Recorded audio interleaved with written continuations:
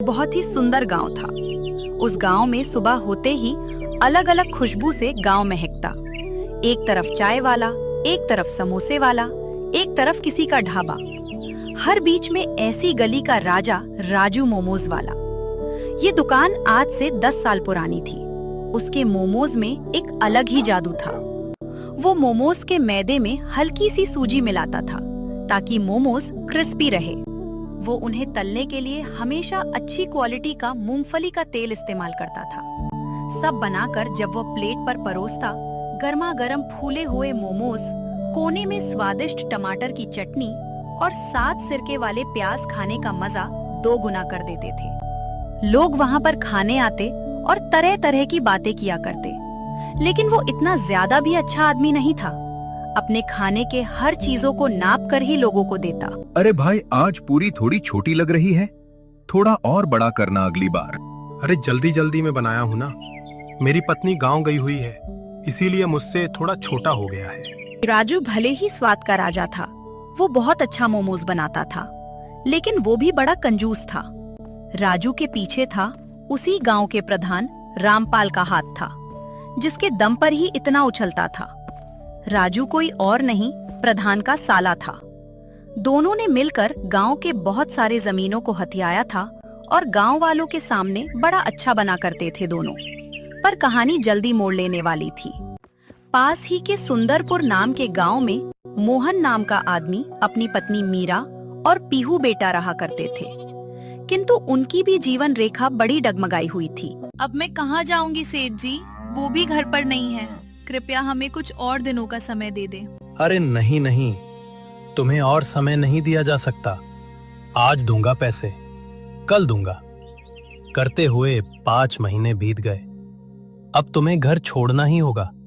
अगर चुका नहीं सकते तो कर्ज लेते ही क्यों हो। तभी मोहन आ जाता है। चलो भाग्यवान, जो किसी की मजबूरी ना समझे वहां हम एक पल भी नहीं रह सकते। हाँ हाँ जाओ, तुम्हें रहने के लिए कहा किसने है। जल्दी विदा होकर मुझे मुक्त करो। जा रहा हूँ सेठ जी। आपने हमारे जरूरत के समय कर्ज दिया था, उसके लिए आपका बहुत बहुत धन्यवाद। भाग्यवान, अपना सारा सामान ले आओ, हम यहाँ से चलते हैं। हम लोग कहाँ जाएंगे? हमारे पास ना रहने के लिए कुछ है, ना कोई रिश्तेदार। इसके जैसे लालची व्यक्ति से और मैं विनती नहीं कर सकता। अगर इसके पैर भी पड़ जाऊं तो भी यह घर नहीं छोड़ने वाला। तुम देर मत करो, जाओ सामान ले आओ। भारी मन और थके हुए कदमों के साथ मोहन का परिवार अपने घर की सीमाओं को पीछे छोड़ आया है। रास्ते अनजान है और मंजिल का कोई ठिकाना नहीं है। तपती धूप और लंबी राह ने मीरा और पीहू को निढाल कर दिया है, और इधर राजू अपना मोमोज का जादू पूरे गांव में चला रहा था। आओ भैया आओ, हमारे मोमोज खाओ। ओ भैया, ओ दीदी, तो चाचा आओ आओ, राजू के हाथ के स्वादिष्ट मोमोज खाओ। थोड़ी और चटनी डालना भाई इस प्लेट में। तुम्हारे मोमोज की चटनी है ही इतने स्वादिष्ट भैया। स्वाद तो है, इसीलिए नाम है, और मोमोज की चटनी खाना है तो मैं उसके भी पैसे लूंगा। इतना कहकर राजू ने उस व्यक्ति को और चटनी दे दी। तभी मोहन और उसका परिवार उसी गांव में आ पहुंचा। भैया, इस गांव में रुकने की कोई व्यवस्था है क्या? कौन हो भाई तुम? इस गांव में तो नए नए लग रहे हो। कहाँ से आए हो तुम लोग? आपके इस गांव में पनाह की उम्मीद से आया हूँ। पास के ही गांव का रहने वाला हूँ। अगर आज रुकने की कोई व्यवस्था हो जाती तो मैं कल के लिए कुछ कर लूंगा। नहीं नहीं भाई, हम लोग आपको यहाँ पर नहीं रख सकते। गांव में अनजान लोगों को रखना सख्त मना है। अरे नहीं नहीं भैया, हम बहुत अच्छे आदमी हैं। वो तो किसी के माथे पर नहीं लिखा होता भैया कि कौन क्या है। पर हाँ, तुम्हारी इतनी मदद कर सकता हूँ। गांव के रामपाल के पास जाओ, वे इस गांव के प्रधान हैं। वो तुमको कहीं रहने का अगर ठिकाना दे तो ठीक है। हाँ हाँ भाई, प्रधान जी के पास जाओ, यहाँ उनकी ही चलती है। वही तुमको रहने का कोई स्थान दे सकते हैं। ठीक है भैया, आप सब लोगों का बहुत बहुत धन्यवाद। मोहन उन लोगों को धन्यवाद देकर वहां से चला जाता है। तुम ये कहना चाह रहे हो कि तुम्हारे गांव के मुखिया ने तुम्हें निकाल दिया है ना? हाँ प्रधान जी, उनके पास अपना घर गिरवी रखा था। समय पर पैसे वापस नहीं कर पाया, इसीलिए उन्होंने मेरा सब कुछ छीन लिया। अच्छा, तो तुम्हें यहाँ रहने की अनुमति चाहिए। अनुमति की क्या जरूरत? तुम किसी के घर में किराए पर रह लो। नहीं नहीं प्रधान जी, हमारे पास इतने पैसे नहीं है कि हम नया घर किराए पर लेकर उसमें रह सकें। अगर आपके पास कोई जगह है तो आप दे दीजिए, हम वहां पर झोपड़ी बनाकर रह लेंगे। हाँ, मैं तुम्हें अपनी जमीन या घर में तो जगह नहीं दे सकता, लेकिन पास ही एक जगह वो सरकारी जमीन है। अगर तुम चाहो तो वहां अपनी व्यवस्था करके रह सकते हो। उसकी चिंता आप मत कीजिए, कुछ ही दिनों में सब साफ सफाई करके उसे रौनक में ले आऊंगा। आपका बहुत बहुत धन्यवाद प्रधान जी। उसके बाद मोहन और उसका परिवार जाकर सरकारी जमीन पर एक अपना छोटा सा घर जैसा बना लेते हैं। चलिए जी, रहने की तो व्यवस्था हो गई। अब आगे के लिए कुछ सोचा है आपने? क्या करेंगे? अभी तक तो कुछ नहीं सोचा। मैंने एक तरकीब निकाली है।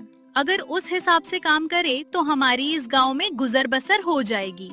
क्या तरकीब है भाग्यवान? आपने देखा होगा उस मोमोज वाले आदमी के पास कितनी भीड़ लगाकर लोग मोमोज खा रहे थे।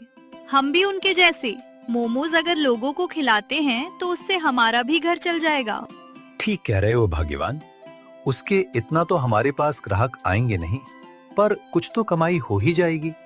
अब यहीं से हमारी नई कहानी मोड़ लेने वाली है। मोहन खुशी खुशी एक उम्मीद लिए हुए बाजार मोमोज बनाने के लिए सामान लेने चला जाता है।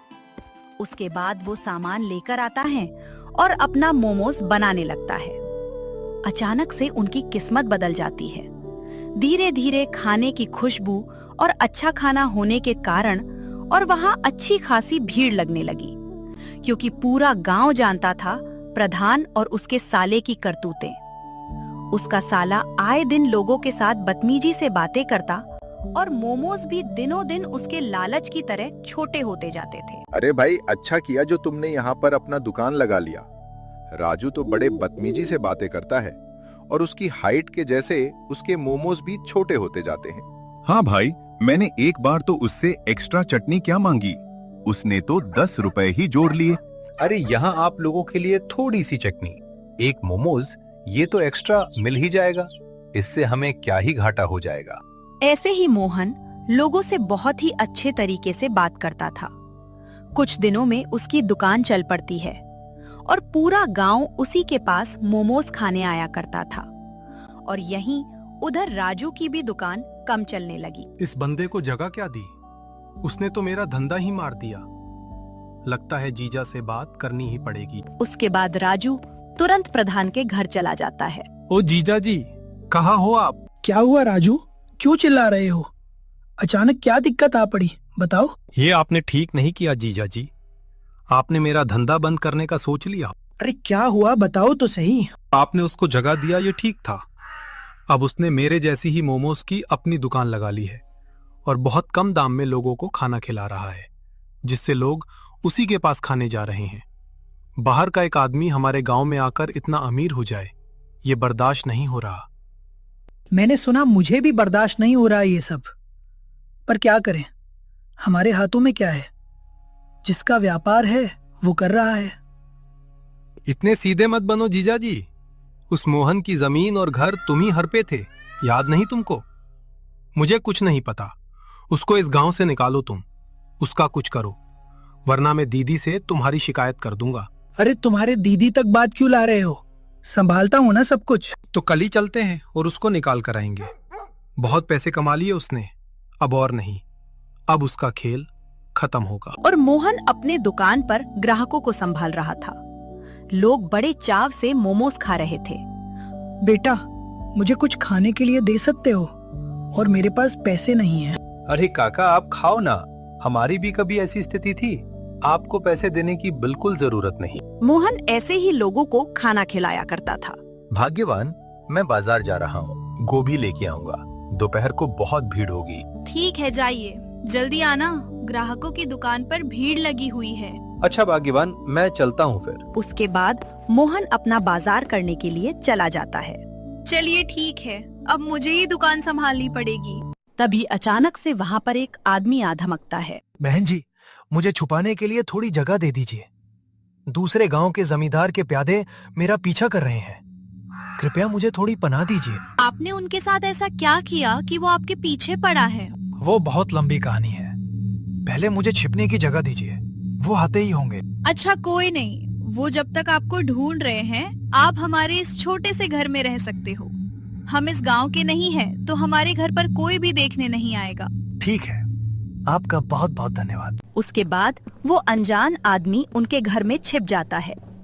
तभी कुछ समय बीतने के बाद प्रधान जी और राजू मोहन के पास आ जाते हैं। अरे प्रधान जी, राजू, आप दोनों यहाँ पर, मेरे तो भाग्य ही खुल गए कि तुम दोनों मेरे यहाँ पर खाने आ गए हो। अरे चुप बुड़बक, हम खाना खाने नहीं बात करने आए हैं। क्या बात है प्रधान जी, जो बात करने के लिए आपको मेरी दुकान पर आना पड़ा? तुम्हें ये घर और जगह खाली करनी होगी। क्या? पर प्रधान जी, आपने ही तो मुझे यहाँ रहने दिया था। रहने दिया था, पर पूरे जीवन के लिए नहीं। इतने दिन तुमने फायदा उठाया, अब मेरी जगह मुझे वापस कर दो। नहीं नहीं प्रधान जी, ये जगह मैं नहीं दे पाऊंगा। अगर आपको जरूरत हो तो आप इसके बदले पैसे ले लीजिए, पर हमें यहीं रहने दीजिए। अरे नहीं, वैसा नहीं होगा मोहन, हमें जगह चाहिए। तुम अपना इंतजाम देखो। ये जगह मैं नहीं छोड़ूंगा। वैसे भी ये सरकारी जमीन है, अगर सरकार कभी कहेगी तभी मैं यहाँ से जाऊंगा।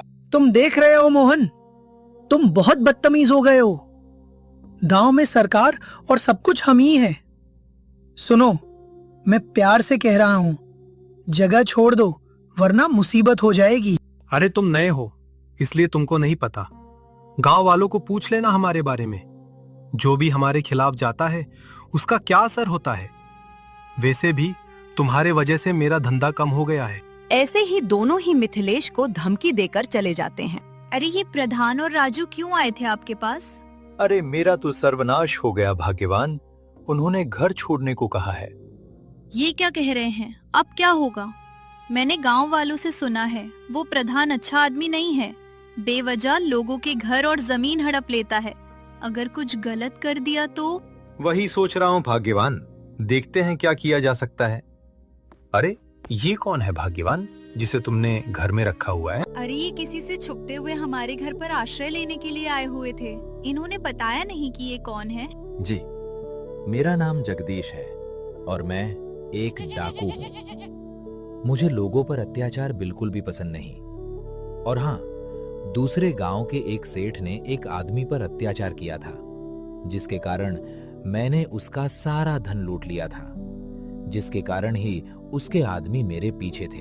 अरे हाँ जगदीश डाकू, मैंने आपके बारे में बहुत सुना है।